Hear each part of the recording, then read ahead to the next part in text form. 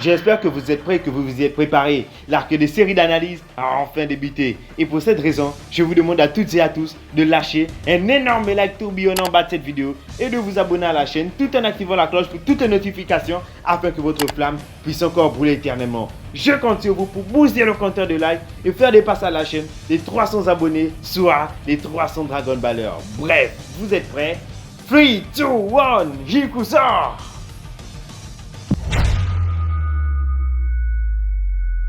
Un soir, Urashiki Otsutsuki attaque le village de Konoha. Plus précisément avant d'arriver au village, il tombe sur Mirai, la fille d'Azuma et ses amis. Il les met tous KO et vole le chakra de Mirai.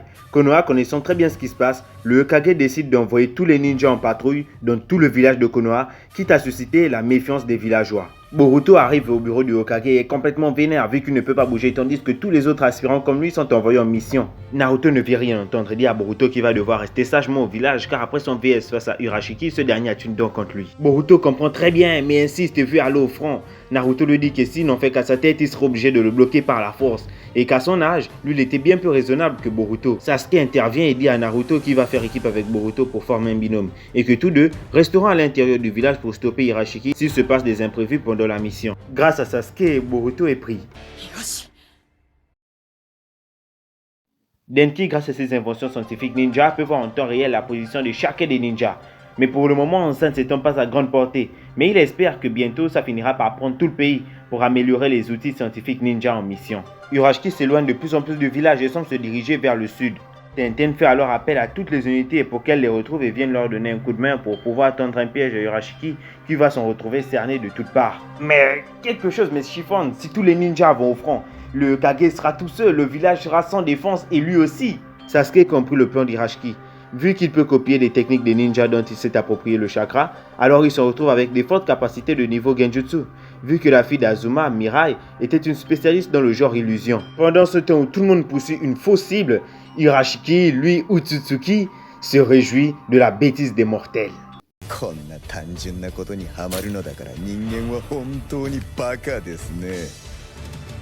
Il se prépare alors à aller dérober les pouvoirs du Kitsune. Plus personne au village. Boruto et Sasuke se dépêchent d'aller auprès du Hokage pour le prévenir du danger imminent que représente Urashiki. Mais à un moment donné, Boruto se stoppe et se souvient qu'en affrontant Zetsu, il avait remarqué de drôles de symboles particuliers. Cet objet antique découvert dans la mer est au centre archéologique de Konoha. Boruto et Sasuke changent alors de direction. Ils vont y jeter un œil. En arrivant, ils tombent sur des ninjas assommés. Boruto avait donc raison. Otsutsuki a retrouvé l'objet antique qu'il convoitait tant. Aussitôt, Boruto et Sasuke le retrouvent. Urashiki s'en va alors dans l'étrange lumière éblouissante qu'émet l'objet antique, qui pour le coup se nomme Karasuke. Boruto et Sasuke le suivent et essaient la confrontation, mais Sasuke est fortement affaibli par son tout dernier combat et donc n'est pas en pleine possession de ses moyens. Boruto reçoit un coup de l'Otsutsuki et tombe dans les limbes de l'espace-temps, mais est sauvé in extremis par Sasuke à l'aide de son Rinnegan, et il change par la suite la position de Boruto et de l'Otsutsuki. Ils atterrissent dans un lieu inconnu, une forêt à l'occurrence. Sasuke est fortement affaibli par l'utilisation de son Rinnegan et son dernier combat, et Boruto se demande où ils sont. En plus de ça, Urashiki a disparu. Il décide alors d'explorer les environs. Mais quoi? Il manque des statues de pierre? Sasuke n'en croit pas à ses yeux. Tout paniqué, il s'approche pour bien vérifier. Et ils ont fait un bond de 20 ans dans le passé. Non, ils ont fait un bond de 20 ans en arrière. D'après la tortue, ils ont fait un voyage temporel dont la destination prévue a été déviée par leur combat. Ils sont arrivés pile au moment à l'époque où Tsunade venait d'être élu Kage. La tortue ajoute qu'il devait arriver normalement au moment où Naruto était encore très petit, au bas âge, voire bébé.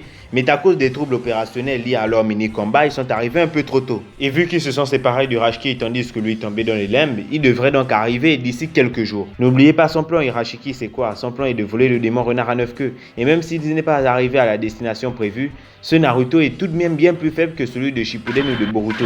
Donc il sera d'autant plus facile à neutraliser pour lui. Karasuke leur donne encore quelques petits conseils. D'une, qu'il ne devrait pas laisser les gens du passé deviner ou même savoir qui viennent du futur. Puis la deuxième est qu'il devrait limiter les contacts parce que trop près d'eux, surtout des personnes de leur entourage, ils pourraient changer le cours de l'histoire et même empêcher les naissances. Ils jouent alors tous les infiltrés au sein du village caché derrière la feuille et cherchent Naruto. Il y a un moment aussi qui m'a beaucoup interpellé. Lorsque Boruto apprend qu'il n'y a pas d'éclair burger, ils se mettent à râler et là, les villageois de Konoha le regardent avec un regard peu recommandable. Là, il n'est plus chez lui, Il est de l'Okonoha d'antan. Boruto aurait fait ça étant le fils de Hokage, ok.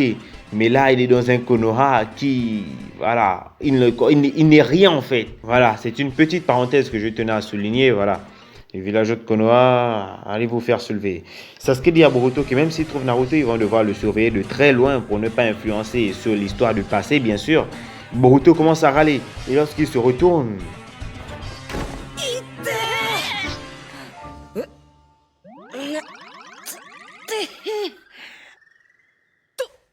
il a croisé le Naruto du passé. Jiraiya, lui, quant à lui, arrive en amour le plus grand des sprints de sa vie. Ils sont poursuivis, mais par qui? Boruto veut leur venir en aide. Jiraiya lui dit que s'il veut leur venir en aide, il n'a qu'à tenir ses jumelles. Ce que Boruto fait, Naruto et lui décompent. Boruto et Sasuke se voient alors confondus. Jiraiya et Naruto, vous les connaissez. À l'époque, c'était Jiraiya, pervers, voyeurisme et tout. Donc ils se font arrêter à leur place. Heureusement, ils se font vite attraper par Tsunade. À ses yeux, Boruto et Sasuke se définissent comme étant des vagabonds parcourant le monde et plusieurs villages faisant des numéros à la recherche d'argent. Comme ce sont des étrangers, ils sont placés sous la surveillance de Jiraiya et Naruto. Mais Darmit Planet n'est clairement pas d'accord avec ça. Il aurait préféré que ce soit des filles plutôt que des garçons. Qu'est-ce que tu veux qu'il fasse avec des hommes? Suite à ça, il finira par partir. Après s'être bien resté l'œil avec le sexy métal de Boruto, qui n'égalise sûrement pas celui de Naruto. Bon, il est quand même fort le petit. Admirable, il est quand même fort. Ouais. Bref, Sasuke s'en va et va les observer de loin, Boruto et Naruto, en attendant l'arrivée du Rashiki. Boruto, n'ayant pas d'endroit où dormir, se fait inviter par Naruto. Mais avec tout ça, ils se rendent compte qu'ils ne se sont même pas encore présentés. Boruto da. Uzumaki Naruto da. Oh. En rentrant au domicile de Naruto, Boruto lui demande s'il vit seul, question à laquelle Naruto lui répond que oui, il vit seul depuis toujours.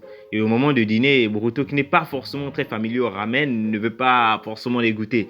Mais en regardant Naruto qui mange ramen avec appétit et le sourire aux lèvres, il pense au Naruto du futur et mange à son tour lui aussi. La nuit tombée, Boruto et Naruto sont allongés tous deux sur leur lit. Boruto ne trouve pas le sommeil et Naruto lui pose alors la question de savoir si Sasuke est son père. Boruto lui répond que non, c'est son instructeur. Naruto se dit que ah oui, je me disais aussi car vous ne vous ressemblez pas vraiment. Il continue en demandant à Boruto et ton père Boruto, comment est-il? Boruto lui répond que mon père, et tout le monde semble avoir une grande confiance en lui. Mais avec son boulot, il n'est que très rarement à la maison. Et quand il est chez nous, franchement, il ne fait que des gaffes. Boruto lui explique alors à Naruto que le jour de l'anniversaire de sa petite sœur Himawari, il était tellement fatigué son père qu'en emportant le gâteau, il a laissé tomber par terre. En riant, Naruto dit qu'effectivement, c'était une grosse gaffe de sa part, venant du père de Boruto. Et il ajoute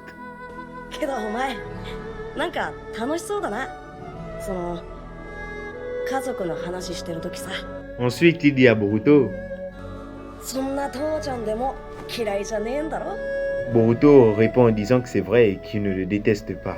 Et je vais insister, je vais revenir au moment où Boruto et Naruto rentrent dans la pièce et commencent à manger parce que sérieux, c'est juste trop beau, c'est juste incroyable, on se croirait vraiment dans Shippuden. Je sais pas si c'est Kishimoto qui était au scénario vu qu'il arrive parfois que les fillers sont aussi faits par les auteurs eux-mêmes, mais franchement, c'est juste trop beau, c'est d'une beauté, que ce soit l'animation, l'aspect bleuté de la nuit et les personnages suivis de leur dialogue, tout est parfait. Pour commencer, au moment où il rentre dans la demeure de Naruto et que Boruto lui demande s'il vit seul et que Naruto répond que oui, et ce depuis toujours, regardez le visage de Boruto.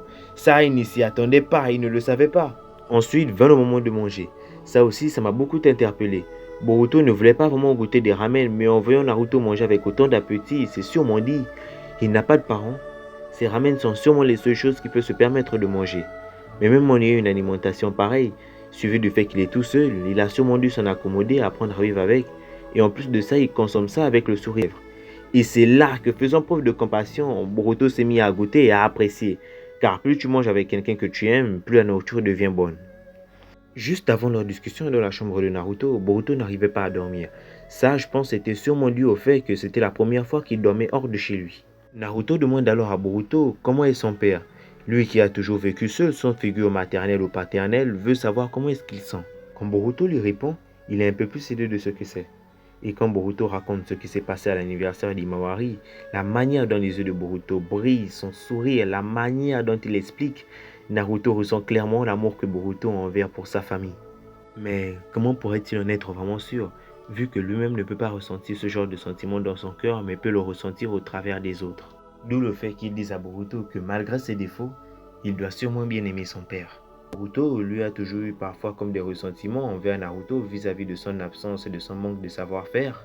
Il réalise qu'il s'est trompé au sujet de Naruto, qu'il n'a pas que des mauvais défauts, et au moment où il le regarde, je pense qu'il s'est dit qu'au fond, ce n'est pas un mauvais type, et qu'il aurait dû apprendre à mieux le connaître avant de le juger. Il aurait dû apprendre à mieux le connaître avant de le causer tous ses torts, et qu'il essaie sûrement du mieux qu'il peut de gérer son rôle de père, lui qui n'a jamais eu de famille.